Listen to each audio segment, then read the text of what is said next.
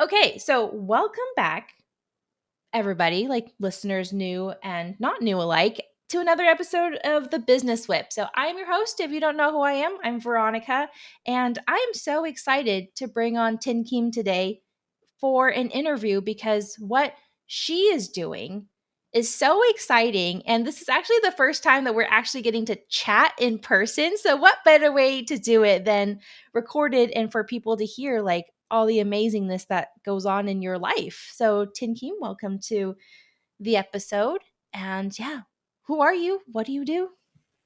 I'm really excited to be here, and it's actually fun to hear you actually to say my name Tin Kim in Vietnamese instead of the version I give everyone else.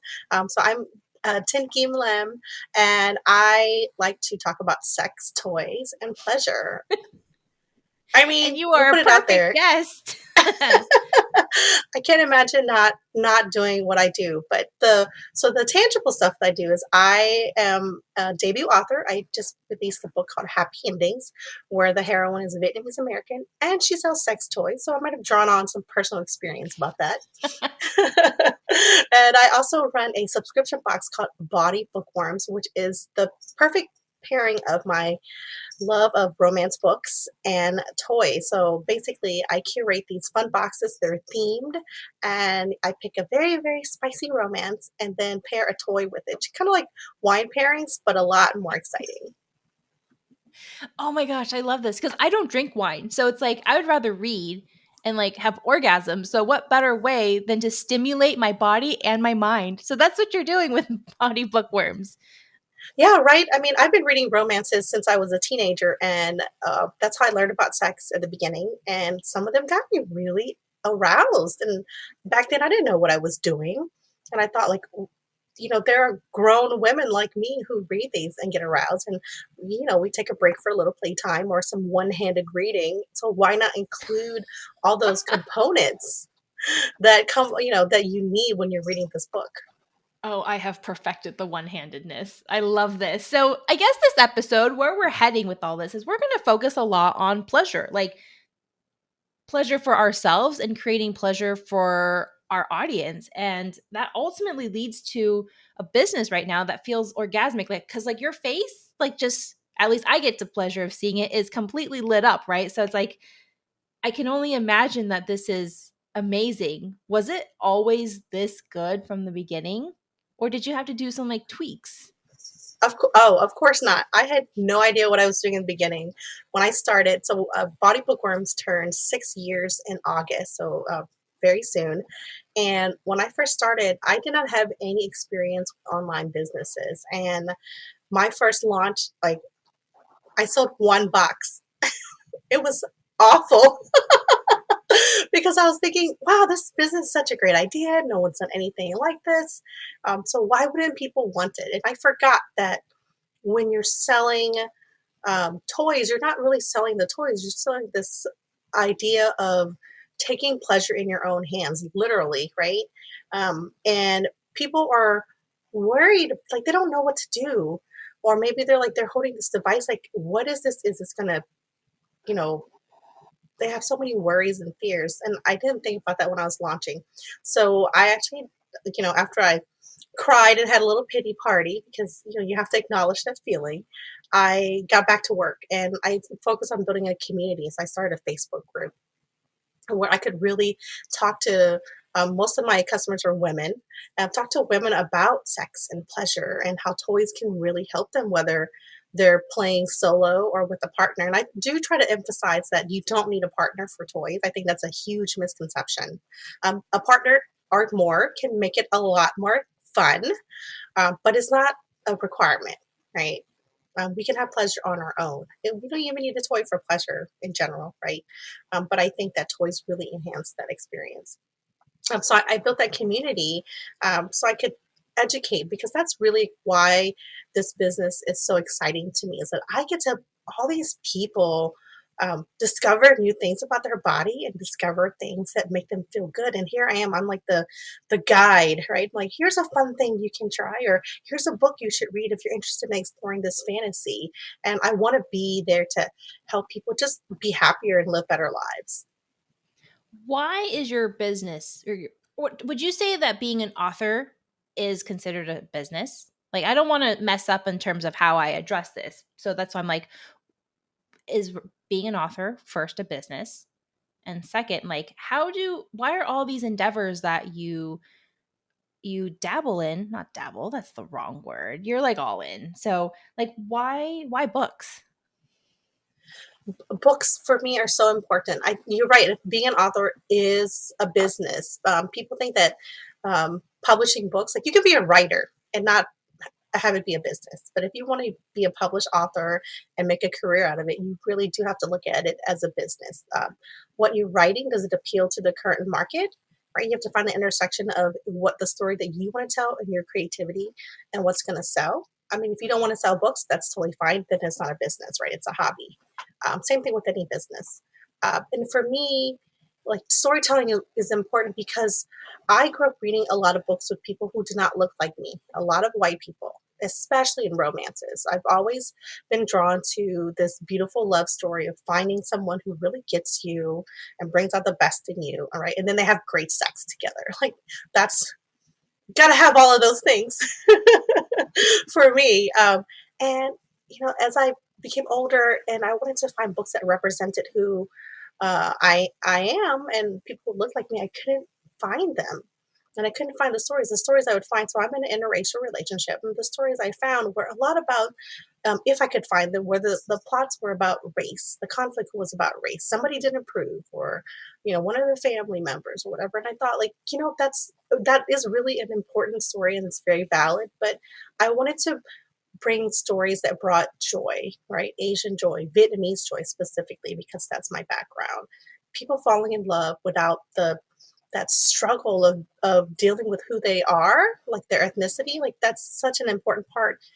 Asian people have been in the United States for many, many years, and yet we're still treated like outsiders, right? So the stories that the mainstream seem to, tell over and over are those like, oh, we have to give up a part of our ethnicity to belong in the United States, to be quote unquote American. But I don't want that in my stories. I want these people are all in, they're American, all their friends accepted them as American, and they're proud of who they are. And they would never date someone who wasn't comfortable with that, right? Comfortable with their ethnicity. So that's not a big factor in my stories, which does tell to Bawdy Bookworms. So we have a monthly box called Bawdy Quickie, and my focus on there is finding diverse romances. And that's, when I say diverse, I mean across, many, many spectrums. Obviously, it's going to be tough. I'm going to make mistakes and not be able to include everybody, but I'm trying my best to include a wide spectrum from um, ethnicity to sexual orientation to different types of relationships. So we've included books about polyamorous couples, Black, um, Hispanic, Asian, queer romances. So I'm trying really to hit all the spectrums. Oh, hello, kitty. I love that you are so cognizant of this. Like, this is so well, like, so appreciated. And you touched upon being Asian, because I'm also Asian. I'm Chinese. And how does your heritage, how do our heritage like play into like sex? It seems like it's not, at least for me, I'll just speak for myself. Like, sex is not something that we talk about. Like my mom and my dad, we never had to talk about sex. Like, that was like, you're going to learn that in school kind of thing. And like, PDA, even like saying I love you is not something that's really looked up upon in my family, because they would rather me show my love than say it. So how does sex play into your Asian culture and It does upbringing? not. Surprise, surprise. I remember my only sex talk was don't get pregnant. They didn't say how that was supposed to happen. But believe it or not, I got my, I wouldn't say sex education, reproduction education at my CCD classes. I was raised Catholic. So we actually had classes in middle school where they taught about reproductive health. Um, that was my sex education from my family. So mine was, aside from like in fifth grade where they make you like watch those videos, and then like you go watch, like we watched the females first and then we had to watch like the male reproductive systems videos. After that, I discovered this book called Men Are From Mars, Women Are From Venus. So then I read that book. So that was my sex education as a kid. Like I was 10. Yeah, I was 10 years old. I read that book because I was like, oh, is this like a space book? No, it's not. Oh yeah, I mean that's why I got into romances at first. I'm like, hey, surely they're talking about sex here. And back then it was, in the 90s, a lot of the sex was very vague and very all heterosexual, of course, because that's what could get my hands on. Was the guy knew exactly what to do, but they never named the body parts the actual names. It was always like his member, or I don't know, like something totally cheesy. We've come a long way because even in my book, I use terms. Oh, this is I don't know if I can say this on your podcast, but like Of I course use you cock. can. I mean, I write cock and dick in my book because that's how everyday people call those body parts, right? And I think that's important to have that language, uh, because that knowing what to call things is the first step, and being comfortable with using those terms is also really important.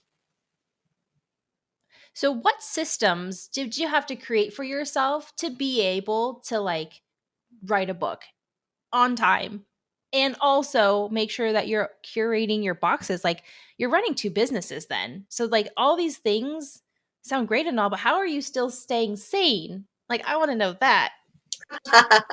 Well, there were some tough moments. Now, I had already written my book when it was bought. So, as a debut author, they usually don't buy your book on proposal for fiction writers anyway. So, the bulk of it was written, but I had a lot of edits, different rounds of edits, and that was during a pandemic. So, it was thing challenges that even if I had systems, they might not have worked for me at the time. I I prefer to work in time blocks, so I'll block off days or hours to work on different projects so that my brain doesn't have to switch back and forth constantly, because that just really messes with my productivity.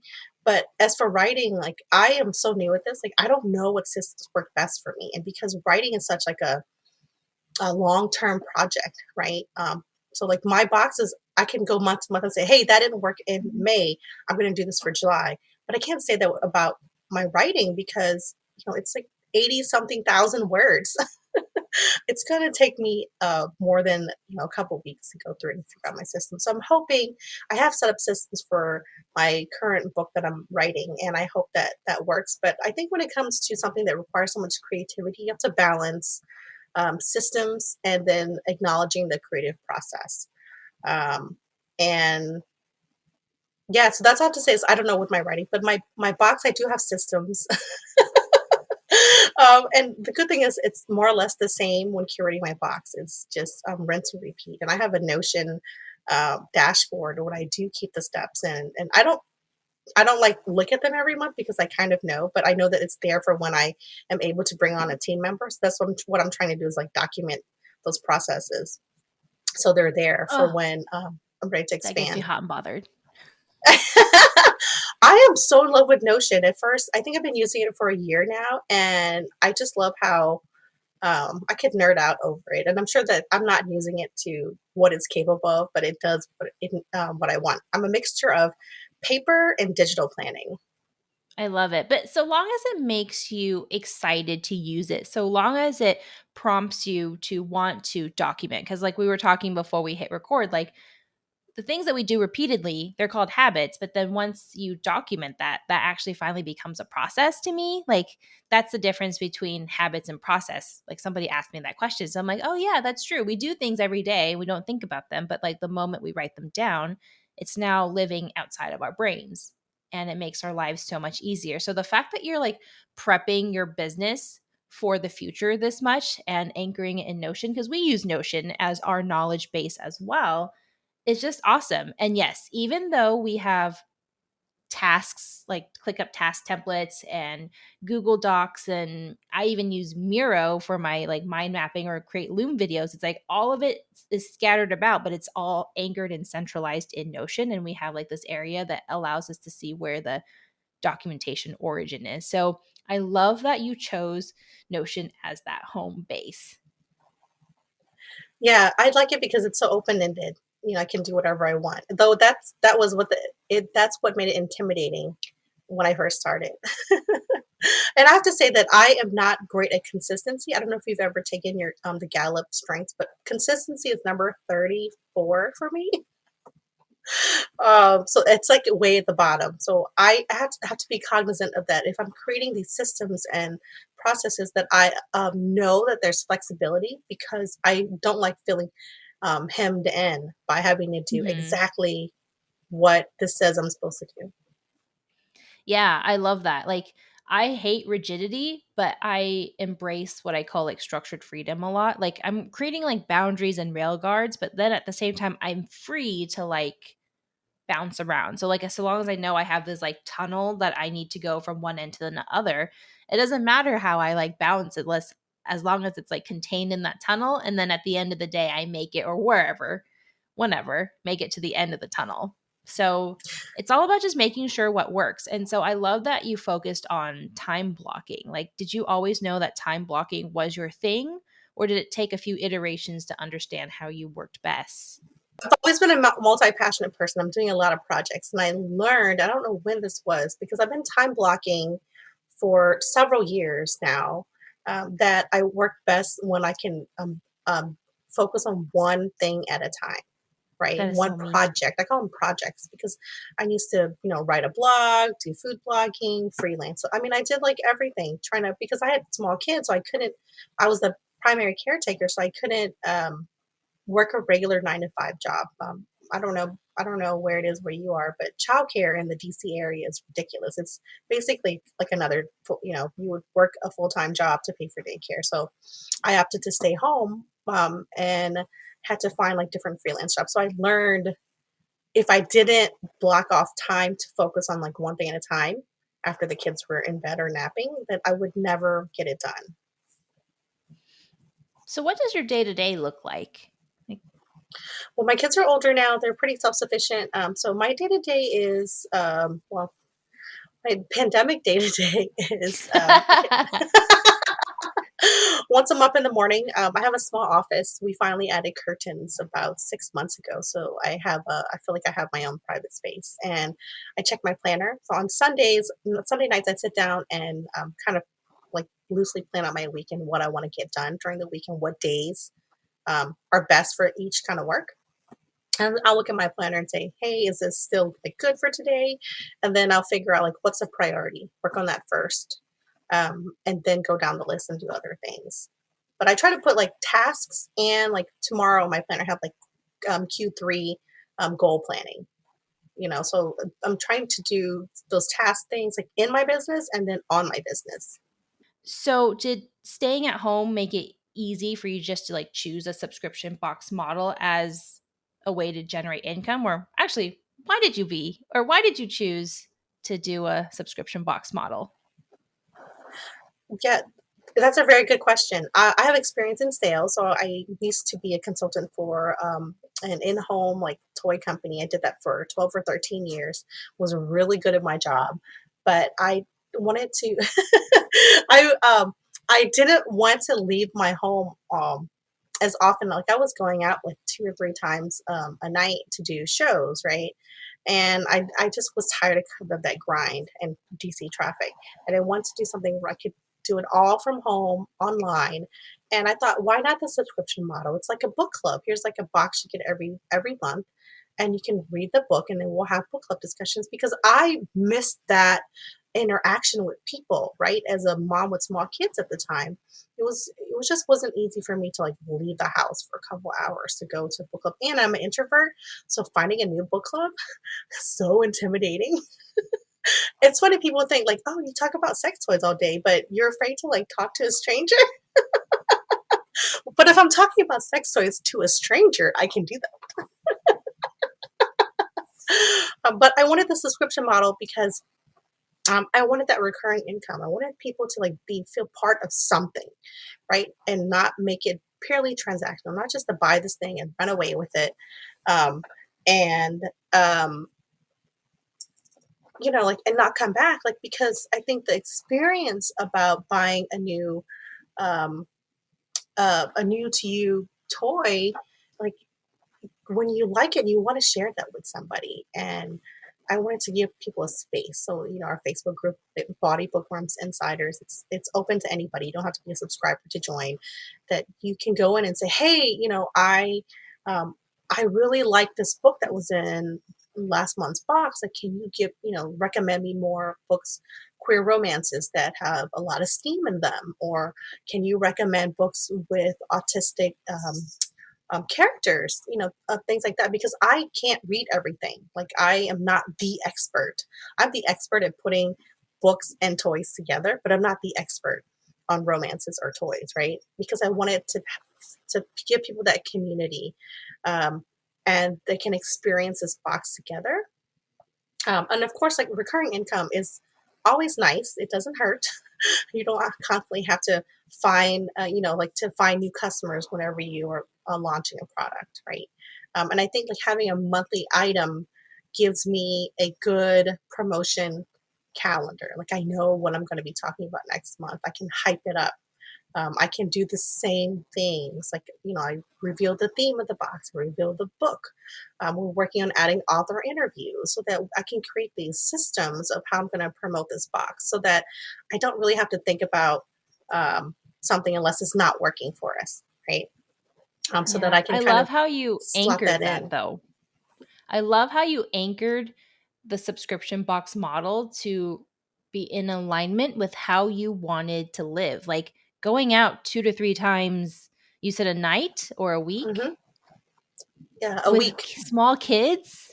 That doesn't sound sustainable at all. Like I would be so stressed out. So I love that you chose a business model and a way of working that honors how you want to thrive. And I think that's something that's not celebrated enough because people think I should do this or so and so said I have to run my business this way. So thank you so much for bringing that up and for just standing strong in how you want to live your life in a way that brings you so much pleasure and joy and for your family too, so that they see you.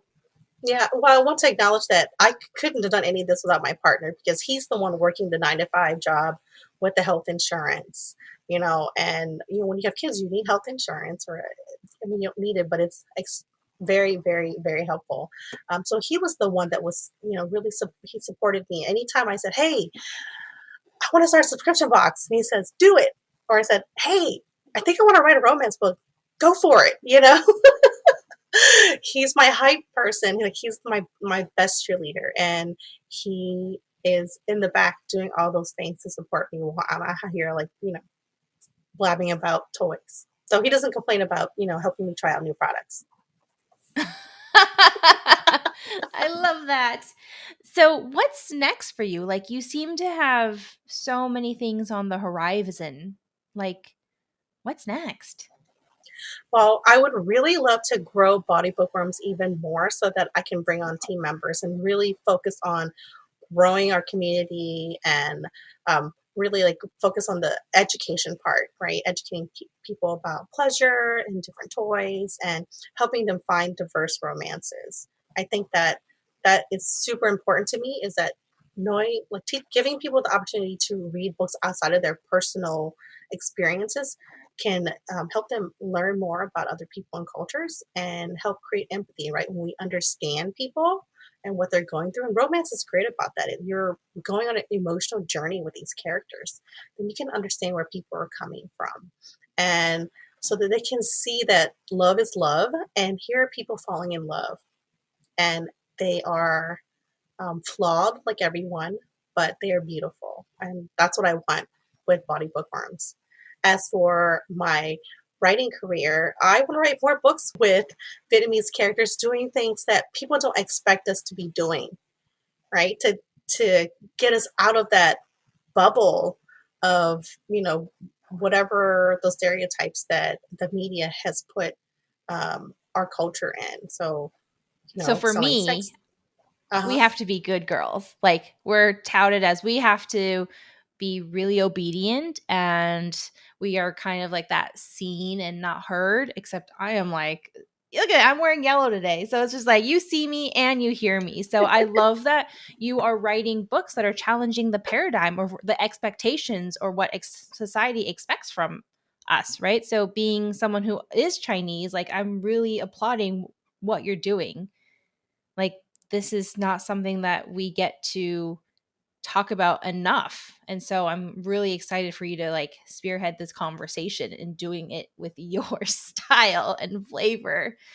Make it steamy. Make it Yeah, I think. romantic. Make them kinky. Well, I would think maybe in the future we'll see. For this set of books, we're going to keep it. For us, it'll be vanilla. But I think I had a lot of people tell me that Happy Endings was very steamy, very sexy for them, and they were blushing as they read it. So I think we're going to have to Aw. warm people up to the kink. I volunteers tribute if you need like what goes on in like the kinky world, especially from someone who's Chinese. So that's been a fun. That's a different topic for a different day as to how to navigate the kink and BDSM scene while being Chinese. And like we are already a walking fetish as it is. So it's like, how do you make sure that boundaries are set so you're protected and safe? So Oh, that would that's be a a really, conversation for really another good time. conversation. Right. But we will leave everybody, with bated Wanting breath and more. wanting more. Yeah, wanting more.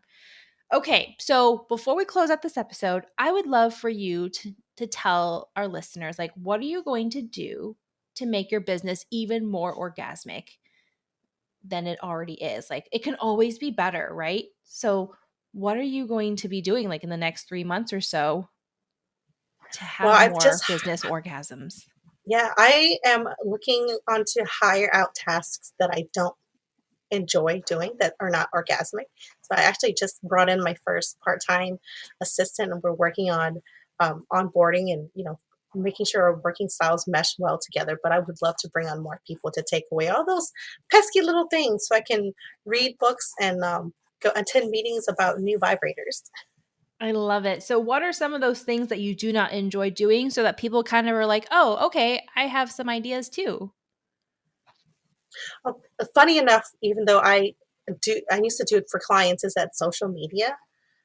Because there are so many little bits and pieces that go together. Like you know, it just becomes a slog, right? And because I don't like having to figure out the algorithm every time it changes, I would love to have someone take that over.